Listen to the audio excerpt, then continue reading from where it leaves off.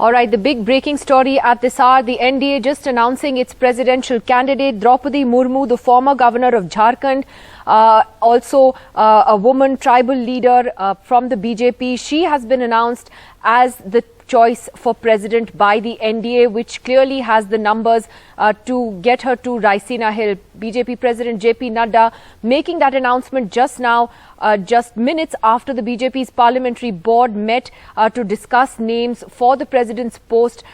It is now going to be a contest between Draupadi Murmu and Yashwant Sinha, former finance minister, former foreign minister of the country, former Trinamool leader. He gave his resignation this morning as the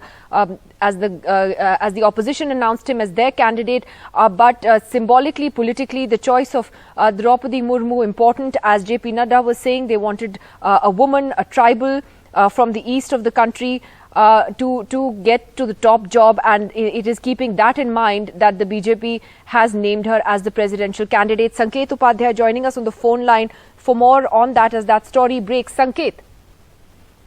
That's right. This is a big announcement that has been made by the Bharatiya Janata Party. This is the consensus candidate as far as the NDA alliance partners are concerned. JP Nadda, after the end of the BJP parliamentary board meeting, has now formally made this announcement that the first woman president who is from the east of the country and is a tribal is going to be elevated to the top office, is going to be Mrs. Draupadi Murmu. She is an Indian politician who was the 9th governor of Jharkhand. She is a member of the BJP. She is the first governor of Jharkhand to complete the 5-year term. Now, she's got a very important and illustrious profile as an educationist. Started her career in 1994, where she was honorary assistant teacher at the Sri Aurobindo Integral Education Center. Then she served as junior assistant in the Irrigation and Power Department of the Government of Odisha, the point that was mentioned also by JP Nadda. In 1997, she won as councillor and became vice chairperson in the Rairangpur. In 97, vice president of the state ST Morcha of the Bharatiya Janata Party, so old affiliate of the BJP. In 2002, she was with the Department of Fisheries in the government of Odisha, then Animal Husbandry Department of Government of Odisha. She was also an MLA from Rairangpur in Odisha and became Minister of State Independent Charge in the government of Odisha, Department of Transport as well as Commerce. She then, in between 2002 and 2009, was a national executive member of the ST Morcha, that is the Scheduled Tribe Morcha of the BJP, an MLA from Rairangpur in Odisha from 2004 to 2009. Then the state president of the ST Morcha of the BJP. She was awarded the Neelkant Award for the best MLA of the year 2007 by Legislative Assembly of Odisha, district president of Mayurbhanj, in fact, west of the Bharatiya Janata Party, and her last assignment has been being the governor of Jharkhand state. So, an important elevation. The governor of Jharkhand, who hails from Odisha. Now, this is a very, very important choice, purely in the terms of arithmetic also. You see, the BJP has 49% of the electoral college Nidhi, and they would need support of only a few of either the NDA alliance partners or non-UPA, non-NDA partners. Now, as the governor of Jharkhand, will the BJP expect the Jharkhand government to support the candidature of Draupadi Murmu and ditch Mr. Yashwant Sinha? And at the same time, will they then ask the BJD, which is the Biju Janata Dal, Naveen Patnaik, because Ms. Draupadi Murmu hails from, she has spent her career in Odisha. Is the BJD going to support this candidature? Because if that happens, then this candidature is through. She is going to make it to the President House, to the Rashtrapati Bhavan, because all that the BJP needs is that extra 1% to cross the 50% mark. So, in terms of pure numbers, in terms of electoral college, it is very clear that this could very well be a no contest Nidhi between Yashwant Sinha as well as Draupadi Murmu. A huge statement that has been made by the BJP of elevating a woman a tribal woman from the east of this country. Right, we're just going to come back to Sanket in a little while, but that is the breaking story at this hour, the choice of Draupadi Murmu as the NDA's presidential candidate. As he was pointing out, the former governor of Jharkhand, who's been a BJP leader, a tribal leader for many years from Orissa originally, went on to become the governor of Jharkhand eventually, and is now the NDA's choice for president. Of course, it is a contest now that will take place, the election taking place on the 18th of July, with Yashwant Sinha as the opposition's joint candidate. His name was announced earlier today, and as Sanket rightly pointed out, frankly, the numbers are on the NDA side. They really only need the support of, for example, Naveen Patnaik of the BJD or the YSR Congress in Andhra Pradesh, both parties that technically are not part of the NDA but have not hesitated in helping the BJP in the past, both in parliament and otherwise, when push comes to shove, which is why the BJP is confident of its numbers, while the opposition felt it was important to put up a fight in the sort of politically polarized times that one sees oneself in. But Draupadi Murmu would then be India's first tribal president, it appears. And she was born, in fact, on the 20th of June in 1958 in Orissa, and belongs to a tribal ethnic group from the state of Orissa before making her mark in politics, particularly in the BJP, and moving up there in the ranks of the BJP. This would, of course, politically make it very difficult for Naveen Patnaik to not support her, given that she is from Orissa, a tribal leader, a woman, all of that. That certainly makes it much harder for Naveen Patnaik and therefore much easier for the NDA. So politically a smart choice as well, as far as Draupadi Murmu's candidature is concerned. Now the BJP in fact has put out a note on why Draupadi Murmu has been chosen, and they have said that she personifies Sabka Saath, Sabka Vikas.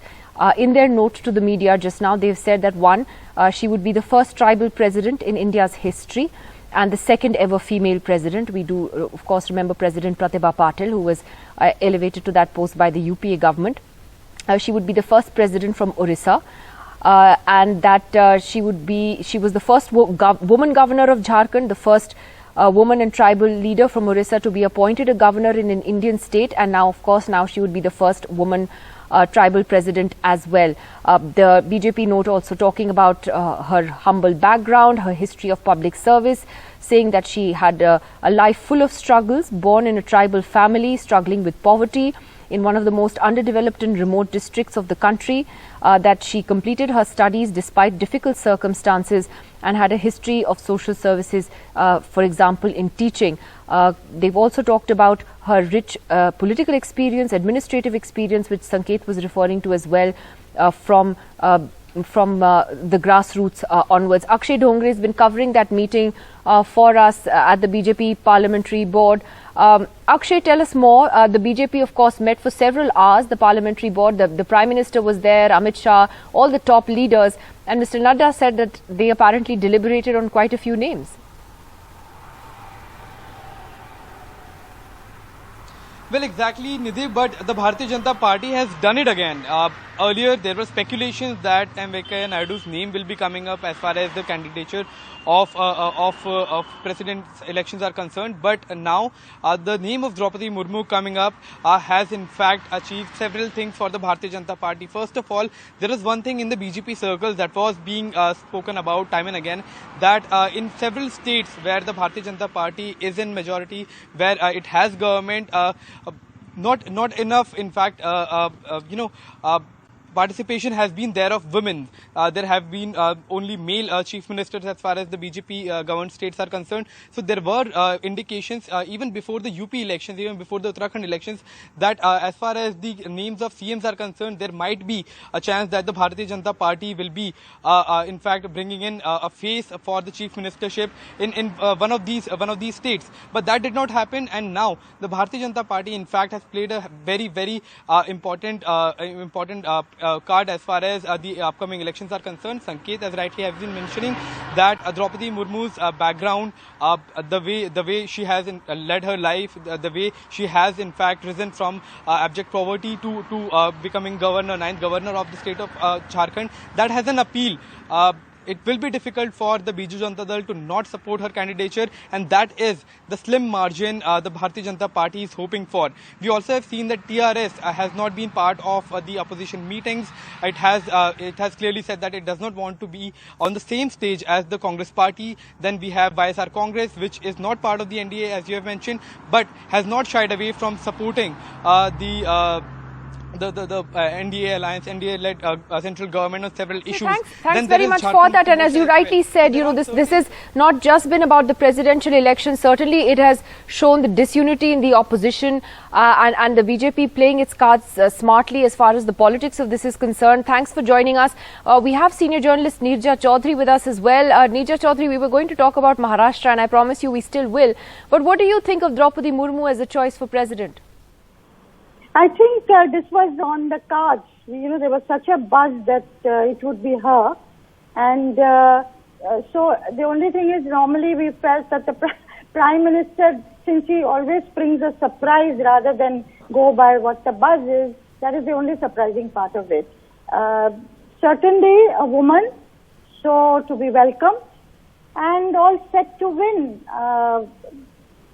The opposition, of course, has got Yashwant Sinha. And he said he will do his utmost to bring the opposition parties together, keeping in mind 24. So let's see. He's an old hand. But Neerja, also a smart political move, isn't it? She's from Orissa. She's a tribal. It becomes therefore very difficult for Naveen Patnaik to oppose her, and they really only need Naveen Patnaik's support to get her through. It also becomes difficult for someone like Hemant Soren of the JMM to oppose her. I think so but even suppose you didn't have Naveen Patnaik or Hemant Soren, I think the BJP had already got 49% of the electoral college vote, and given the smaller parties, independents, and we've seen how they have fared in Maharashtra in the Rajya Sabha elections, the MLC elections, they know how to get their act together to the last letter, and therefore I think they would have got it through. But yes, they have presented a fait accompli to the Jharkhand CM as well as to Naveen Patnaik, her being from Orissa. And of course, they have their eye in the future on Orissa. That's a state they would like to also capture. Absolutely. For the moment, they are hands off. So I think it's a tribal woman, just it has its all, it has its meaning symbolically. Right. For the country. Well, I'm just going to move on, in fact, briefly to the other big story today, which we're focusing on, and that's the crisis in Maharashtra, because Uddhav Thackeray's government there is in trouble. There is a rebellion in the Shiv Sena, Uddhav Thackeray's party, and 22 MLAs in all, including 21 from his party and an independent supporting him, have rebelled. They are currently in a hotel in Surat in Gujarat, of all places. And they're led by Eknath Shinde, who is a senior Shiv Sena leader, in fact a minister in the MVA government of Maharashtra. So this has led to a total political crisis there. Uddhav Thackeray has reached out to Eknath Shinde this evening. He's had a 10-minute long phone conversation with him, trying to persuade him to come back into the fold. Eknath Shinde, we don't know what his next move will be, but clearly the BJP is eyeing revenge and is looking to dislodge this government in Maharashtra. My colleagues Saurabh Gupta in Mumbai and Saurabh Shukla in Surat joining us now with the very latest. It's been a long day, guys, I know. But to you first, Saurabh Shukla, what's happening in Surat in that hotel? We know both the Shiv Sena and the BJP sent emissaries to Mr. Shinde to try and sort of woo him. Do we know what he's thinking? As of now, Eknath Shinde is not disclosing his future plans. But Sanjay Kute, MLA of BJP, very close to Devendra Fadnavis, he is inside, and we believe that BJP is communicating through Sanjay Kute to Eknath Shinde.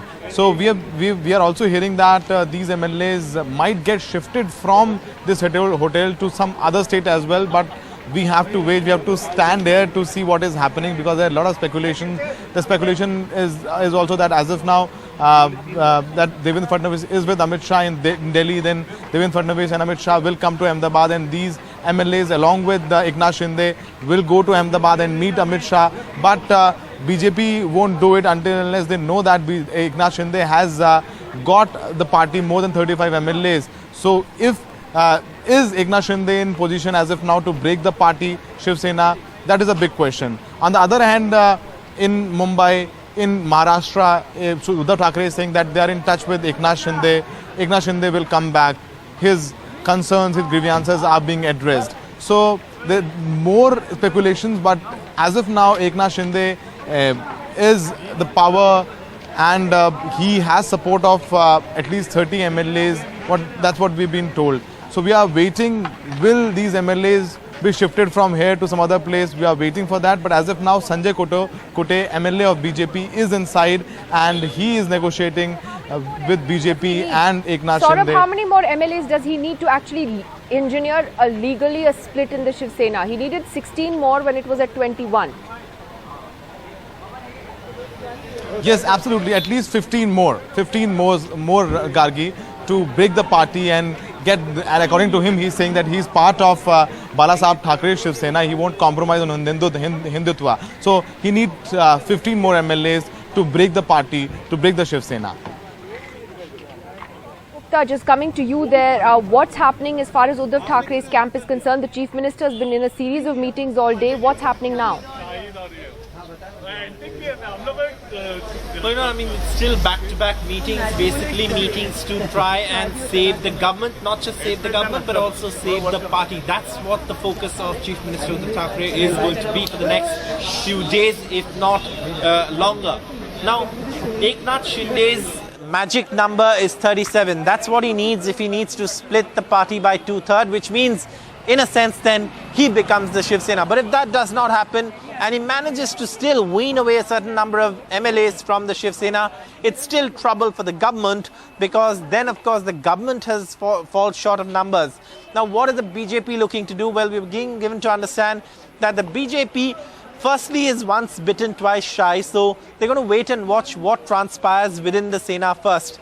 That's one part of it. The second part, though, is really, how will they go about it? Will it be the model that they adopted in Madhya Pradesh? And that's one of the options that they have. So that's what the BJP is likely to do. Meanwhile, the Shiv Sena at this point is hoping to convince Eknath Shinde, the strong man from Thane, to come back into the party fold. And what we are being given to understand is that what's been conveyed to him is that if he wants to also have a say and decision that he wants to make or suggest, then that needs to be also done within the party forums, and he's welcome to come back and do that, is what has been conveyed to him. All right, Saurabh and Saurabh, thank you both very much for joining us. Let me quickly go to our guests, and apologies to all of you. We had breaking news on the presidential election. Sanjay Jha, let me come to you first. Sanjay, what's your reading of this? Do you think that Uddhav Thackeray can save his government? He's not a Sharad Pawar, but do you think that he can still manage it? Or is this a test? Well, I can tell you that a lot of the MLAs in Surat also include independent MLAs. They're not just Shiv Sena rebels. So a lot of channels are, of course, putting up very exaggerated numbers there. There is no denying, Nidhi, that the Shiv Sena is facing an internal explosion or implosion, whatever you want to choose. And this has been aggravated over the last couple of months and years, largely because of COVID, a lack of touch or communication. Also, don't forget that Uddhav Thackeray wasn't keeping good health. And so these things do diminish your internal dynamics where the communication is concerned.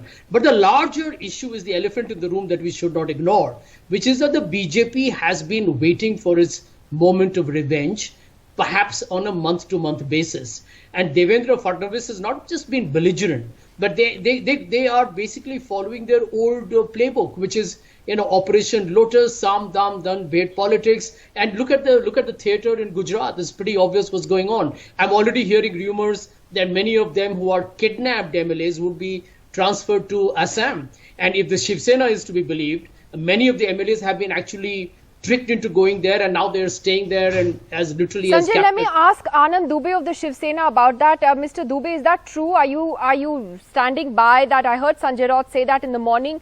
Are some of those MLAs you claim been forcibly taken to this hotel? Have they been kidnapped? Nidhi ji, एक अकोला से MLA हैं नितिन देशमुख. उनकी धर्म पत्नी जी ने एक FIR दर्ज कराई कि मेरे पति पिछले 24 घंटे से नॉट रीचेबल है, मैं परेशान हूं, मेरी रिपोर्ट लिखी जाए और उनको खोजा जाए, ढूंढा जाए. देखिए निधि जी, इसमें विषय ये नहीं है कि एकनाथ शिंदे के साथ कितने एमएलए हैं, कहाँ जा रहे हैं। सबसे महत्वपूर्ण विषय यह है कि जिसको हमारी पार्टी के मुखिया मजबूत बनाते हैं, बड़ा बनाते हैं, वो हमें छोड़कर जाता ही है। छगन भुजबल गए, नारायण राणे गए, राज ठाकरे गए, बहुत से उदाहरण हैं। एकनाथ शिंदे पे हमें हैरानी नहीं है, लेकिन हैरानी इस बात पे होती है कि आपको पहली मंत्रालय में जब पहली सरकार बन रही थी तो जो सबसे महत्वपूर्ण अर्बन डेवलपमेंट मिनिस्ट्री होती है, जो मुख्यमंत्री अपने पास रखते हैं, वो आपको दिया। आपके बेटे को सांसद बनाया, बहुत सारी महानगर पालिका का मुखिया आपको बनाया। अरे आपको कुछ बनना था, आपको मुख्यमंत्री ही बनना था, कोई नाराजगी ही थी, आप हमसे कह सकते थे, चिट्ठी लिख सकते थे, किसी के थ्रू अपनी बात कह सकते थे, लेकिन रातों रात हमारे पीठ पर छुरा दुबे जी क्या हुआ? मैं बता रहा हूँ निधि जी, मैं उसी पे आ रहा हूँ। हमें धोखा देकर दूसरे राज्य में जाकर वहां की पुलिस के संरक्षण में बैठकर आज पूरे दिन भर टीवी पर हमारी सरकार को बदनाम करना, हमारी पार्टी को बदनाम करना। आप कहते हो कि मैं प्रेस कॉन्फ्रेंस करूंगा, आपकी एक सिंगल प्रेस कॉन्फ्रेंस नहीं आई। आप ऐसे डरे हुए क्यों हैं शिंदे जी? आप छुपे हुए क्यों हैं? यदि आपके साथ बहुत सारे विधायक हैं, वीडियो फुटेज जारी करिए, कॉन्फिडेंस लाइए, आप विश्वास दिलाइए कि नहीं सब आपके साथ हैं। ठीक है, let me ask Kripa Shankar Singh ji from the BJP about this. Mr. Kripa Shankar Singh, we spoke earlier in the evening. You were saying that the BJP is not fishing in troubled waters, but obviously it is. Mr. Singh, how many MLAs do you think Eknath Shinde actually has with him? First time I want to appreciate and salute to our popular and most respected Prime Minister. Under his leadership, the parliamentary party of BJP, they selected the name of Madam Draupadi Murmu as the president of the country. So I congratulate to Madam Draupadi Murmu and the first tribal president of the India. So I congratulate and I salute to our Prime Minister. And about this situation, what is right by the Eknath Shinde or Shiv Sena? They are trying to, I told that they are trying who is the real Shiv Sena, who is the duplicate Shiv Sena. Eknath Shinde is telling, I'm a real Shiv Sena because the Hindutva, that decision taken by the Honorable Swargi Balasaheb Thackeray, we are with the Balasaheb Thackeray. There is fight between who the real Shiv Sena, who duplicate. One is running under the Uddhav Thackeray and one is with the Eknath Shinde. So that there is not any question arise that BJP should take any decision. When the time will arise, when that time question arise, that time BJP will interfere. Okay. So you're saying it's a battle of which party represents the real Hindutva. In a sense, Eknath Shinde hinted at that when he tweeted earlier today that he represents the sort of the Hindutva vision of Bal Thackeray. Vijay Chormare, senior journalist from Maharashtra, also joining us. I'm sorry, I'm just got a couple of minutes left. Vijay ji, what does it look like to you? Can the MVA save this government? Nidhi ji, एक बात सही है कि एकनाथ शिंदे जी के साथ कितने MLA है, ये बात अभी तक सामने क्लियरली नहीं आई है। ये बात सामने आने के बाद एकनाथ शिंदे के साथ कितने एमएलए है और जब बात फ्लोर तक जाने तक उनके साथ उनमें से कितने टिके रहते हैं, इस पर इस सरकार का भवितव्य निर्भर है। मुझे लगता है जो बात कृपा शंकर जी कह रहे थे कि ओरिजिनल शिवसेना, डुप्लीकेट शिवसेना, इसका प्रयोग इसके पहले भी बहुत बार हो चुका है। जब नारायण राणे ने रिबेल किया था तब भी इस बात पे चर्चा हुई थी। जब राज ठाकरे बाहर पर निकले थे तब भी इस बात पे चर्चा निकली थी। मगर एक बात तो क्लियर है कि जो शिवसेना है वो शिवसेना वो बाला साहब ठाकरे की पार्टी है और अब वो उद्धव ठाकरे की पार्टी है। जब राज ठाकरे बाहर निकले थे तब भी ऐसी चर्चा थी कि राज ठाकरे ही बाला साहब ठाकरे के असली वारिस है। तब भी उस वक्त तो उद्धव ठाकरे की कोई राजनीति में पहचान भी नहीं थी। मगर आप कह रहे हैं इट ऑल डिपेंड्स कि एक्चुअली एमएलएस कितने हैं उनके साथ, और अभी काफी आर यू सेइंग दैट काफी एग्जैजरेशन भी चल रहा है मीडिया में कि कितने एमएलएस एक्चुअली उनके साथ हैं? निधि जी, 13 से 35 तक का आंकड़ा बताया जा रहा है। कोई 13 बता रहा है, कोई 35 बता रहा है, मगर कभी कोई कितने एमएलए है उनके साथ? जी बिल्कुल। I'm completely out of time. I'm so sorry because we had that breaking news on the presidential candidate, but I will talk to all of you tomorrow again because this story isn't going away. We'll see you again tomorrow. Good night.